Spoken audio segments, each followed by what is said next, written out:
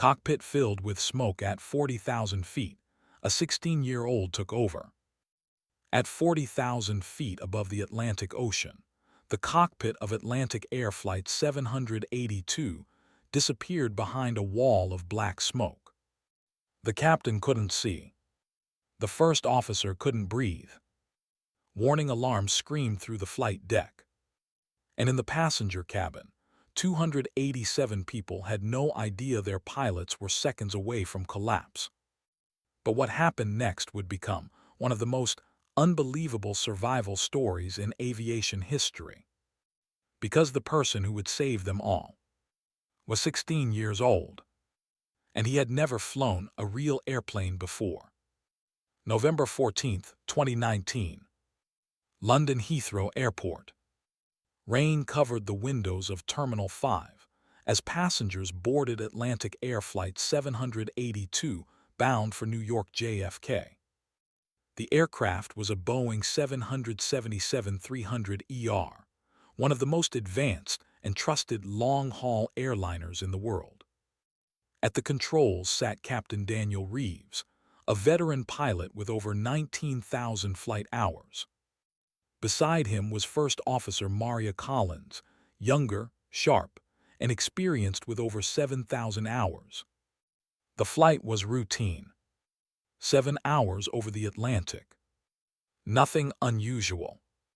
Weather reports showed moderate turbulence and strong jet stream winds, but nothing dangerous.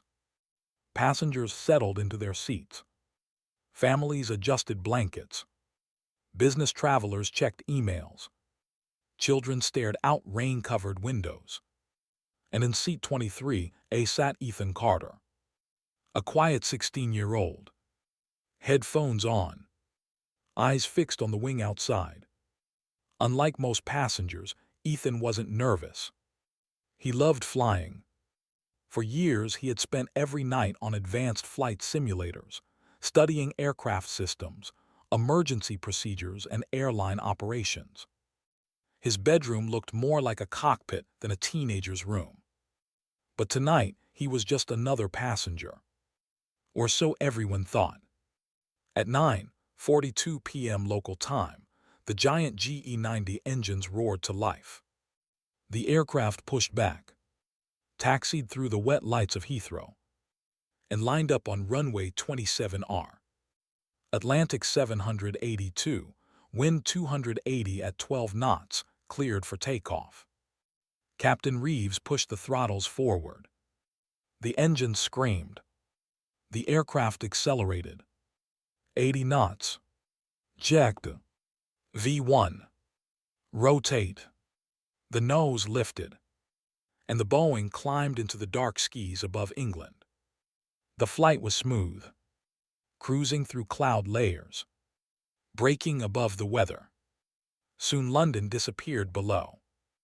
Passengers relaxed. Cabin lights dimmed.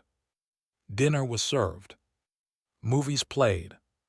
At 40,000 feet, the aircraft entered stable cruise. Outside, the temperature was minus 57 degrees Celsius.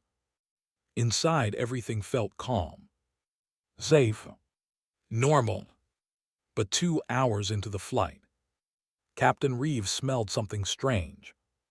At first it was faint. Burning plastic. He looked over at Maria. "You smell that?" She nodded, before either could react. Beep. Master caution. A yellow warning illuminated. Electrical fault. Maria scanned the systems. Looks like bus 2 overload. Then, thin gray smoke began leaking from the overhead panel. Captain Reeves froze. Smoke checklist. Maria grabbed the emergency procedures. Smoke in the cockpit. One of the most dangerous situations in aviation. Because smoke means fire. And fire means time is running out. Vast. Captain Reeves reached for his oxygen mask. But it jammed halfway. What the hell? The smoke thickened. Vast. Within seconds it turned black. Heavy. Toxic. Maria got her mask on. She transmitted immediately. Shanwick Control, Atlantic 782 declaring emergency, smoke in cockpit. Atlantic 782, Roger state intentions. But before they could answer, a loud pop echoed behind the instrument panel. Then the main display went black. One by one, systems failed. Navigation, primary flight display, communication backup. Electrical fire had spread into the avionics bay. Captain Reeves coughed violently. The smoke overwhelmed him. His vision blurred. His hands weakened. Then he collapsed, unconscious. Maria screamed, "Captain Daniel!" No response. She grabbed the controls. The aircraft remained on autopilot, but she was alone and losing visibility. She could barely breathe. Her mask wasn't sealing properly. She tried to maintain altitude, tried to call ATC again, but the smoke was everywhere. She coughed harder. Her eyes burned. Her hands slipped. And 30 seconds later, she collapsed too, now at 40,000 feet over the middle of the Atlantic. The cockpit was empty. The airplane flew itself. For now, in the cabin, passengers noticed turbulence. Then flight attendants smelled smoke. Panic spread. A senior attendant opened the cockpit door and froze. Both pilots unconscious. Smoke pouring from the panels. She turned to the cabin. "Is anyone a pilot?" Silence. People looked around, terrified. Then Ethan raised his hand. "I use flight simulators." The flight attendant stared. "You what?" "I know the systems." It sounded insane. But there was no one else. No military pilot. No off-duty captain. No one. Ethan entered the cockpit, his heart pounding. The heat hit him instantly. Smoke everywhere. Warning alarms. Flashing lights. The biggest machine he had ever touched was now his. And it was dying. He sat in the captain's seat, hands trembling. The yoke felt heavier than he imagined. He saw standby instruments still alive. Basic attitude. Altitude. Airspeed. Enough to survive. Maybe. He grabbed the radio. "This is passenger on Atlantic 782. Both pilots are unconscious." There was silence. Then Shanwick responded. "Say again." Ethan repeated himself. Controllers couldn't believe it. Within minutes, they connected him to a retired Boeing 777 instructor on the ground. "Son, my name is Richard Hale. Listen carefully." Ethan swallowed. "Okay. Don't touch anything unless I tell you." For the next 30 minutes, Hale talked Ethan through every step. Turn heading. Reduce thrust. Descend. Monitor speed. The nearest airport was Shannon, Ireland. But the aircraft was damaged. Fire was still burning somewhere. And fuel was dropping fast. Passengers screamed as the plane suddenly descended. Oxygen masks dropped. Cabin pressure fluctuated. Some prayed. Some cried. Some recorded goodbye videos. Ethan fought the controls. The smoke stung his eyes. His hands shook. "I can't hold it steady." Hale replied. "Use trim, small corrections." Ethan adjusted. The aircraft stabilized. Barely. But then another warning. Hydraulic pressure low. The fire had spread. Flight controls became sluggish. Landing gear systems might fail. Ethan had one shot. Outside, Ireland appeared. Rain, crosswinds, darkness. Shannon Airport prepared emergency crews. Every runway vehicle was in position. Firefighters waited. Ambulances lined the tarmac. The world was now watching. Live radar. Live radio. A 16-year-old trying to land a Boeing 777. At 3,000 feet, Hale guided him. Keep the nose level. At 1,500 feet. Reduce speed. At 800 feet. Ethan saw the runway lights. But one warning terrified him. Landing gear unsafe. It hadn't locked. Richard. I know. No time. They committed. At 300 feet. Gear collapsed completely. No wheels. Belly landing. Hold it. The aircraft slammed onto the runway. Metal screamed. Sparks exploded into the night. Fire burst from beneath. Passengers screamed. The plane slid for nearly 2,000 feet. Tilting. Grinding. Threatening to spin. Then, it stopped. Silence. For 2 seconds. Then chaos. Evacuate, evacuate. Slides deployed. Passengers poured into the rain. Fire consumed the rear section. Ethan stayed behind, dragging First Officer Collins, then Captain Reeves. Rescue crews pulled them clear seconds before flames swallowed the cockpit. All 289 souls survived. Not one fatality. The world called it impossible. Investigators later discovered the cause. A tiny electrical wire behind the galley coffee system had short-circuited. The insulation failed. The spark spread into hidden wiring channels, straight into cockpit avionics. One small wire, nearly killing hundreds. Airlines worldwide grounded dozens of similar aircraft. Safety systems were redesigned. And Ethan Carter. 6 months later, he was offered a scholarship to aviation school. Captain Reeves returned to flying after recovery. Maria Collins retired. But she said one thing investigators never forgot. If Ethan hadn't stepped in, none of us would be here.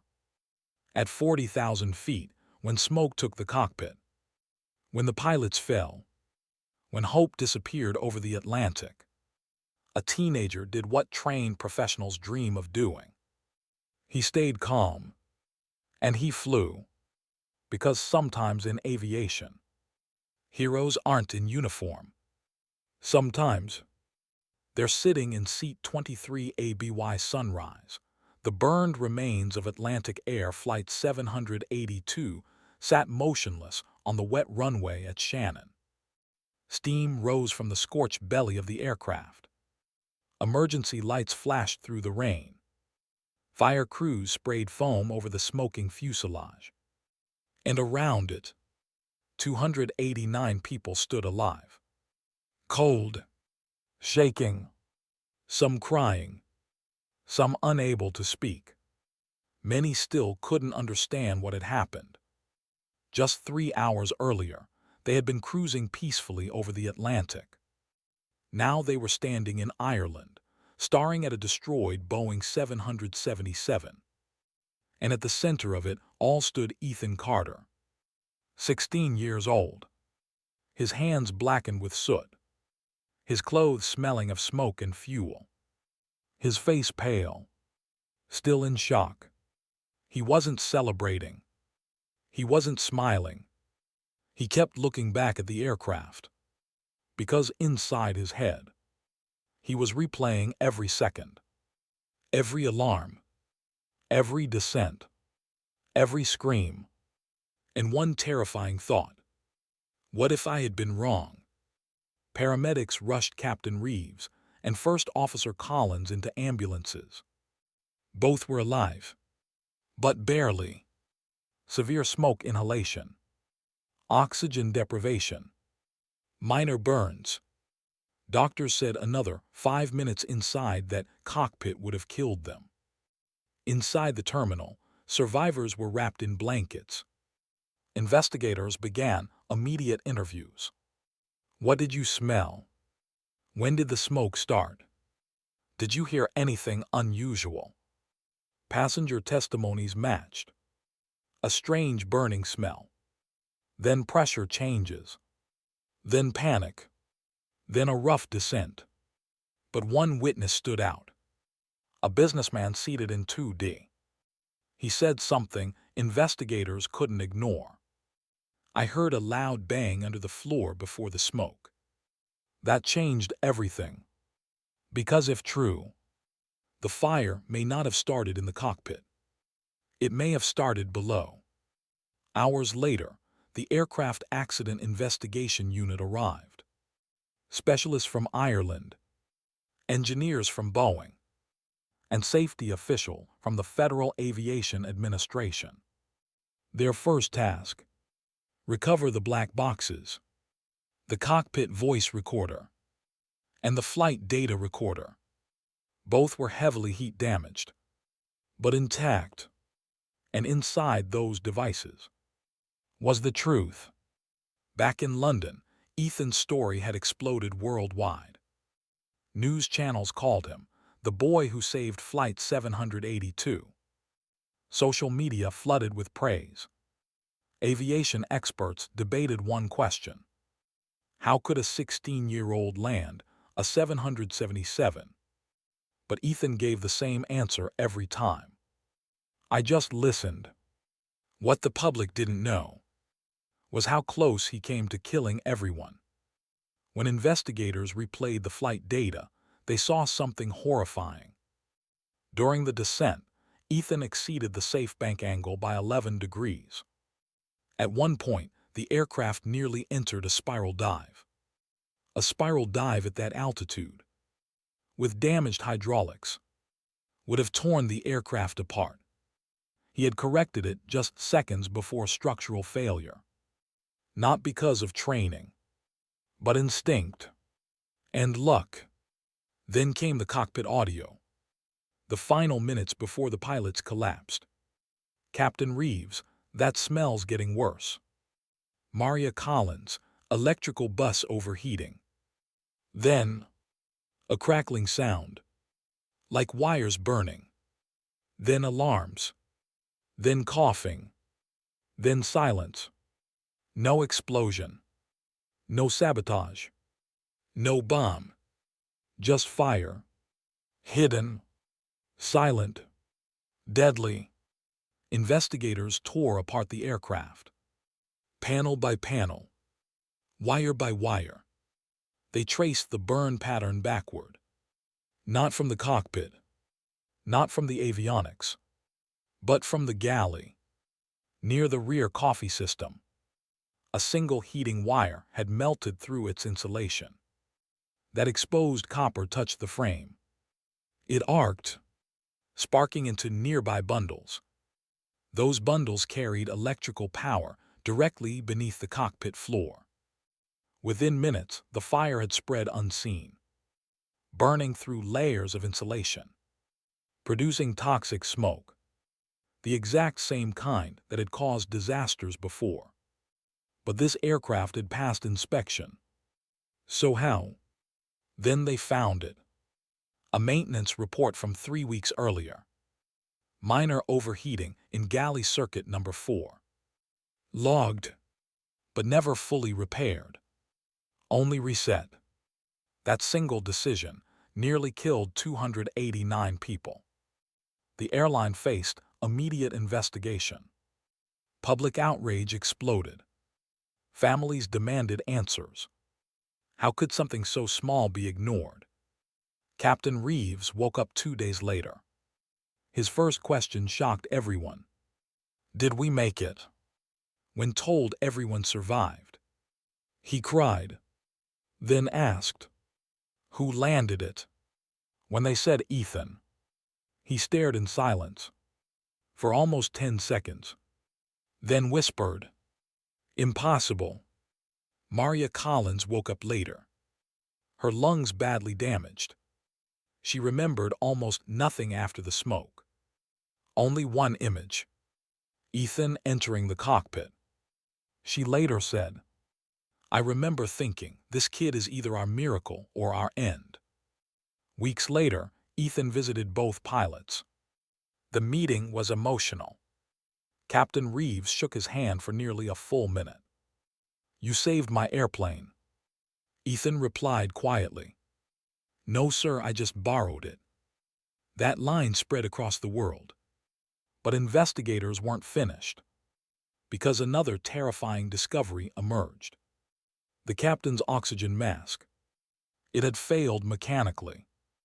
A broken locking pin, meaning even if the fire hadn't overwhelmed him, he had no protection. Two failures at the same time, on the same flight. Experts called it statistically unbelievable. But in aviation, rare doesn't mean impossible. The final report was brutal. Cause of incident: electrical fire originating in galley heating wire. Contributing factors: ignored maintenance fault, smoke penetration into cockpit, captain oxygen mask mechanical failure, loss of crew incapacitation, emergency landing by untrained passenger. Outcome: aircraft destroyed, 289 lives saved. Following the report, global regulators ordered immediate inspections of all similar galley systems. Over 140 aircraft were temporarily grounded. Hundreds of faulty wire bundles were found, meaning Flight 782 may have prevented future disasters. And Ethan, he returned home. But life wasn't normal. He couldn't sleep. Every night he heard alarms, saw smoke, felt the runway impact. Therapists called it post-traumatic stress. He called it still flying. But he never stopped studying aviation. 1 year later, he was invited into a real Boeing 777 simulator. This time beside Captain Reeves. No smoke, no panic, no fire. Just two pilots. One veteran, one future. And when Ethan lifted the aircraft off the simulated runway, Captain Reeves smiled. Much smoother than Ireland. Today, Ethan is studying to become a commercial pilot. And every year on November 14th, the survivors of Flight 782 gather together. Not to remember the fire, not the fear, not the crash, but the moment hope returned. When a teenager walked into a burning cockpit, sat in the captain's seat, and refused to let the sky take them. Because in aviation, disasters teach lessons written in blood. But sometimes, they also reveal courage no one saw coming. And on that cold Atlantic night, inside a cockpit filled with smoke, the world learned one unforgettable truth. Experience matters. Training matters. Machines matter. But when everything fails, courage matters most. For most people, survival is the end of the story. But for Atlantic Air Flight 782, it was only the beginning. Months after the crash landing at Shannon, the world still couldn't stop talking about it. News documentaries replayed the belly landing. Aviation experts studied every second of Ethan Carter's descent. Universities used the event in human factors training. Flight schools broke down his decisions frame by frame. Not because he was trained, but because he was. And somehow, he still made the right choices. But behind the headlines, the survivors were fighting battles no one could see. Some passengers refused to fly again. Some woke up in the middle of the night hearing alarms that weren't there. Children who had been laughing during takeoff now panicked at the sound of engines. For them, Flight 782 never truly ended. Captain Daniel Reeves carried his own scars. Physically, he recovered. But mentally, it was harder. He kept asking himself the same question. What did I miss? Pilots are trained to trust systems, to trust maintenance, to trust the aircraft. But this time, the system failed him, and it nearly cost everyone their lives. First Officer Maria Collins never returned to commercial aviation. Doctors told her the smoke damage to her lungs would make high-altitude flying dangerous. That truth broke her. Flying had been her life, her dream since childhood. And now, it was gone. Yet she never blamed the aircraft. She blamed the overlooked warning. That one maintenance entry. That one ignored sign. Because in aviation, accidents are rarely sudden. They are built slowly, piece by piece, decision by decision, and sometimes, warning by warning. The airline faced lawsuits. Families demanded accountability. Investigators uncovered internal emails showing maintenance crews had reported overheating in galley systems before. Not once, not twice, but 7 times in 2 years. Each time marked as non-critical. That phrase would haunt the company forever. Because on Flight 782, it became critical. The airline's CEO resigned. Entire engineering teams were replaced.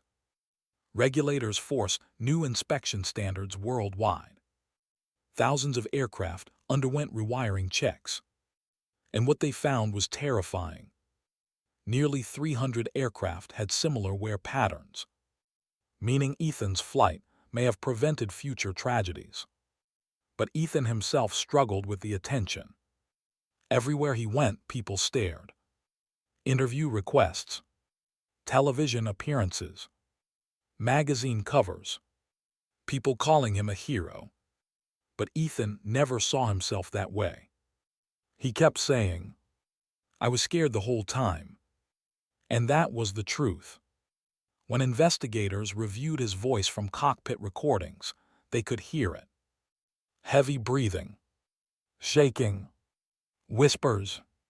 At one point during final approach, just 600 feet above the runway, Ethan said something almost no one heard. "I don't want to die." That sentence changed how many viewed the event. He wasn't fearless. He was terrified. And he flew anyway. That's what courage is. Not the absence of fear, but action despite it. 1 year later, Atlantic Air invited Ethan back to Shannon. The exact runway. The exact place where metal had scraped against asphalt. Where sparks had lit the night. Where 289 people got a second chance. Standing there, Ethan looked at the marks still visible on the runway. Long black scars. Like reminders. Captain Reeves stood beside him. He looked at Ethan and said, "You know, pilots train their whole lives for moments like that." Ethan asked, "And if you were awake, would you have done better?" Reeves smiled. "I don't know." That answer said everything. Because sometimes survival isn't about perfection. It's about making it through. Years later, Ethan earned his private pilot license. Then his commercial certification. And eventually, his airline transport rating. At 27 years old, Ethan Carter sat in a cockpit again. But this time, not as a passenger. Not as a terrified teenager. But as a captain. On his first official long-haul command, he flew the same route. London to New York. Crossing the same Atlantic seas. Same darkness. Same endless ocean below. But this time there was no smoke. No alarms. Only silence. And memory. Halfway across the ocean, His first officer looked at him and asked, "You ever get nervous up here?" Ethan looked out into the darkness, then smiled. "Only when it's too quiet." The legacy of Flight 782 changed aviation forever. It reminded the world that technology can fail. Systems can fail. People can fail. But human instinct, human courage, can still rewrite the ending. And somewhere in the aviation museums of the future, there may one day be a piece of scorched metal from that Boeing 777. Bent, burned, broken, a symbol of how close disaster came, and how one teenager pushed it back. Because at 40,000 feet, inside a cockpit full of smoke, when every trained hand was gone, a 16-year-old reached for the controls and held on, not for glory, not for fame, but for everyone behind him. And that is how Flight 782 became legend.